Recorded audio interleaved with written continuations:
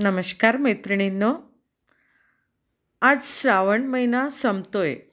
उद्यापासून भाद्रपद सुरू होतंय. भाद्रपद महिन्यात म्हणजेच गणेश चतुर्थीच्या आदल्या दिवशी म्हणजे भाद्रपद शुद्ध तृतीयेला हरतालिका असे म्हणतात. या हरतालिकेचा पूजाविधी आज आपण बघणार आहोत. हरतालिका करत असताना हरतालिकेच्या दिवशी मुली व सुवासिनी सुवासिक तेल लावून सकाळी लवकर उठून स्नान करतात. त्यानंतर पूजेसाठी लागणारं सगळं साहित्य जवळ घेऊन ठेवायचं आहे.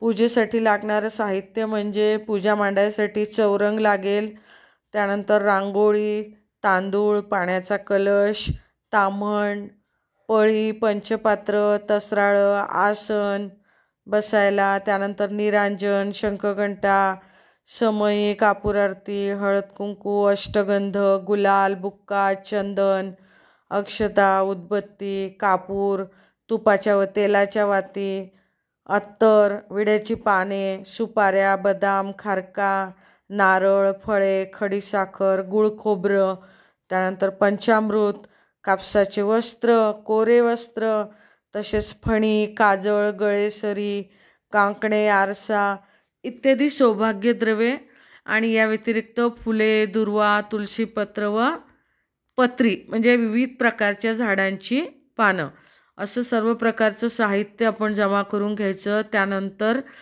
स्वच्छ केलेल्या जागेवर एका जागी चौरंग ठेवायचा. चौरंगाभोवती रांगोळी काढायची. त्यानंतर केळीच्या खांबांनी चौरंगाला सुशोभित करून घ्यायचं आणि नंतर त्या चौरंगावर वाळू आणून पार्वती आणि सखीसह शिवलिंग स्थापित करायचं.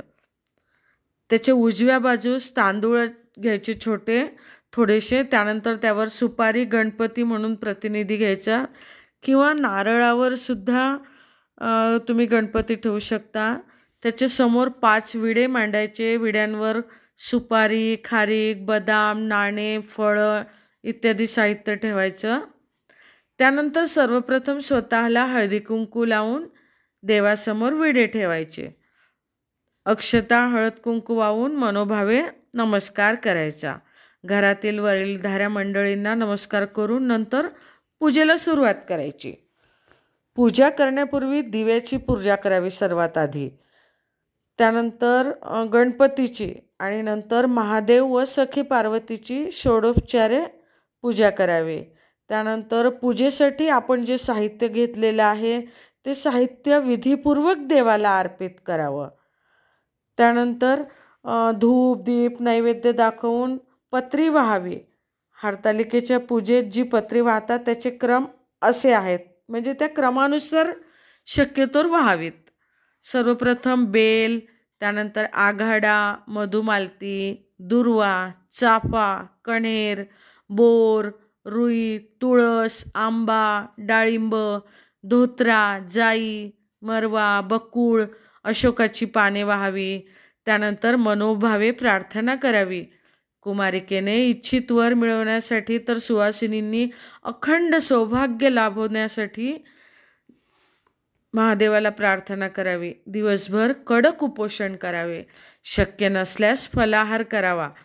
या दिवशी आगीवर बनवलेला कोणताही पदार्थ खात नाहीत.